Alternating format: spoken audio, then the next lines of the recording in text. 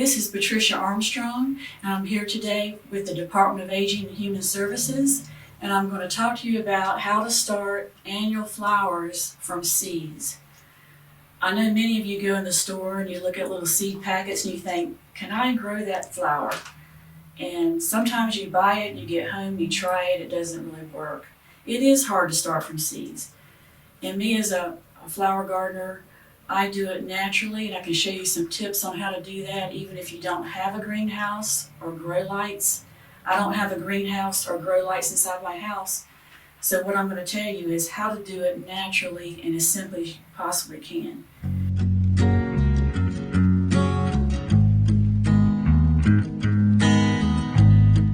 If you have an area in your yard that has good drainage and adequate sun that meets the requirement of your plant, you can lay down a plastic or a tarp and weight it down with bricks and let the hot sun kill the grass and the weeds underneath it.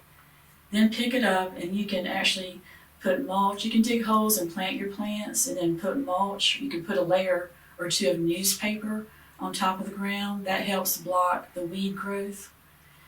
So you can put a layer of newspaper, a thin layer of mulch, 1 or 2 inches, and then dig holes and plant these little plants, and then just keep it watered, gently if it doesn't rain. And when it comes to fertilization, just fertilize lightly and research your plant to make sure that plant likes fertilizer, because some flowers actually produce more flowers without fertilizer, such as devil's trumpet, which is a moonflower. It doesn't like fertilizer. Mexican sunflower is another flower that it says not to fertilize it at all, because that promotes fertilizer, makes it have more green leaves than flowers. So it's interesting, and always look at the fertilization need and err on the light side of fertilizer, because we are trying to prevent runoff into the bay of fertilizer.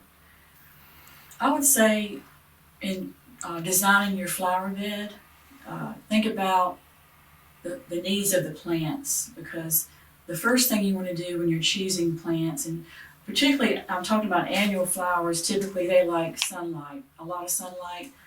They could have partial shade, but they do need a certain amount of sunlight. But whenever you're planting your flower bed, you have to think about the need of that plant. And some plants, like hostas, for example, they like shade.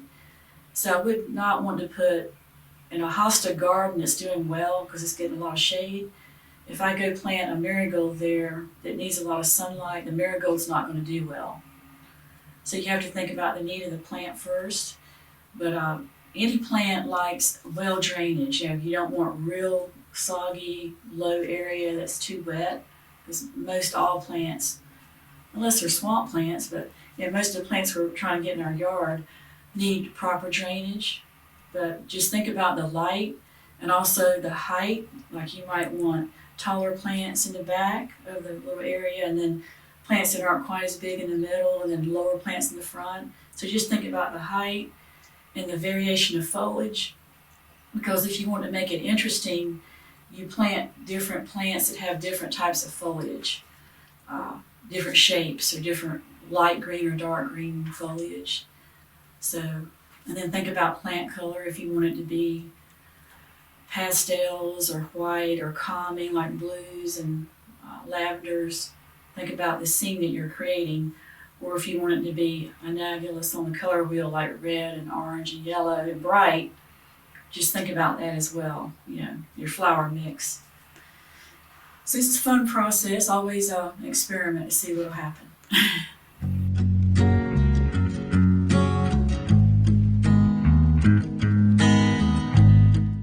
First of all, annual flowers in our area, this is Zone 7 in the state of Maryland. Typically, we get optimal seed germination times around April 15 to into June for flowers, because they need constant temperatures between 75 and 85 to germinate. So if you wait till around May 1 is a typical really good time to start doing flower seeds outside.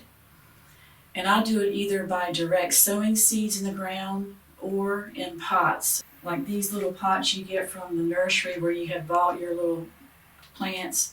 just save some of these, get some potting soil, and you can start, like say, example, a sunflower.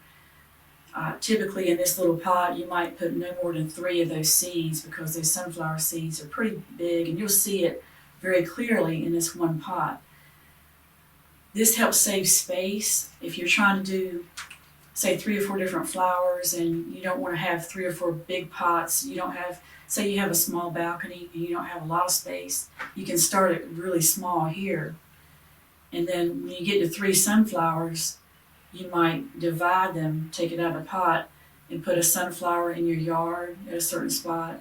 You might get 1 bigger pot, maybe a big, deeper pot, and put 1 sunflower in that for your balcony or deck. So you can start in any size. Like I started a lot of plants. Well, actually what I did was I started these marigolds in little pots like this. These are marigolds. And then once these marigolds got about that high, I broke them all apart in little tiny seedlings and moved it to this pot to let them grow even bigger. And then I'll move these again to something else. So it's the fun part of it. And it doesn't matter what size. You can just keep putting them in bigger pots or out in the yard when you're done. One thing good about having your own pots and putting these on your porch or out in your yard, a place that gets morning sun and afternoon shade is ideal because these little seedlings don't want to be burned up. But if you can find just any little place to put your little pots so that you see it and it gets some light and you're giving it a sprinkle of moisture once or twice a day and you're watching it, within about, this is 1 week old because we've had optimal temperature in the last week, so these marigolds are growing pretty quickly. These marigolds are about 3 weeks into the process because we had a week of cold temperature. They germinated, then we had 62 degrees for a high, so they just kind of stopped a second, went, oh my gosh. And then now we're back to where they're starting to thrive. So again, patience and attention. And we all like to go to the nursery, buy the plants that are already in bloom, bring them home, put them in our pots and in the yard, and it's like instant gratification. But the thing that's really cool about starting from a seed is it is a labor of love and you're watching for it. And when you see it come through the soil, it's such a joy to see it. Plus, when you do it this way, you can have succession planting through the summer. Like when these marigolds that you bought at the nursery are in July or August and they're starting to get kind of scraggly and you've deadheaded and tried to promote blooming, and they bloom very well, but then they start looking bad. When you've started your own flowers, you're now putting new plants in the ground in June and July that'll look really great into October. The technique for dividing the plant and replanting the seedling, what you would do is in a case like this, these marigolds are about a week old from germination time. They're not quite big, you could almost do it, but they're very delicate. When I dump this out and you see it, those little roots are very tender, like little hairs. So if you can let the plant get just a little bit more mature, those roots are not quite as delicate and you can handle them a little bit better. And then whatever you're putting it into, you're going to just barely disturb the soil enough to take the root and then gently put the soil up against it. And then it'll kind of lay over, but if you water it gently, come back 30 minutes later, you'll see it starting to stand up. It's so cool. And then you can give it a little bit more water because it's kind of in shock. But it's so fun when you plant it and they're like this. And then an hour later, they're like, I'm happy now. So that's how you do it.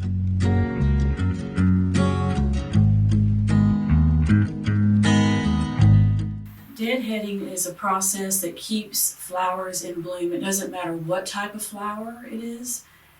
Once a flower blooms and it suddenly begins to look ugly or turn somewhat brownish and you see it, and it's not pretty anymore, just go out to the plant and at the base of the flower, just break it. So that's called deadheading. And again, you can either save these or just put them in your compost or whatever if you're trying to make your yard not full of dead flowers. But you can save particularly annual flower seeds, like these are marigolds. And when you open this seed, it's full of little seeds, see? So that's what you're going to plant next year. So deadheading is just a process to keep the flower, the energy, the bloom has happened. Now you want to promote energy back to the root to produce more flowers. Once I deadhead plants, I walk around my yard with an open air basket such as this. And these are like marigold flowers that were dead last year, and I throw them, I collect them, and I put this basket in the corner of my dining room. So by September, the corner of my dining room will have about 10 baskets and like different flowers in it. And I'm just letting them air dry. And then in November, when they're really dry, you can put them in bags and label it, and then put this away in your storage of flower seeds. And in the spring, bring them out, share them with your friends, and hopefully get a lot of flowers going.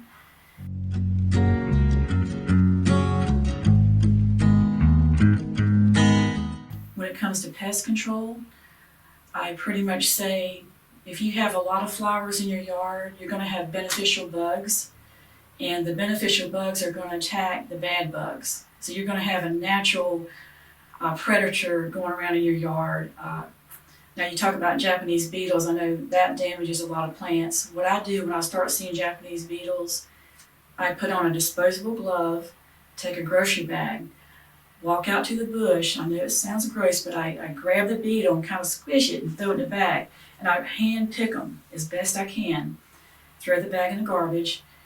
And within about 2 weeks, it seems like the natural predators have tackled, and the amount of any damage to my plants is minimal, or at least I can tolerate it. So if you can do that without putting down pesticides, we want to be friendly to our bees. We want to promote the good bugs to be around. So again, at the end of the blossom life, save a few. It'll save you money the next year, and you can plant and do the whole process over.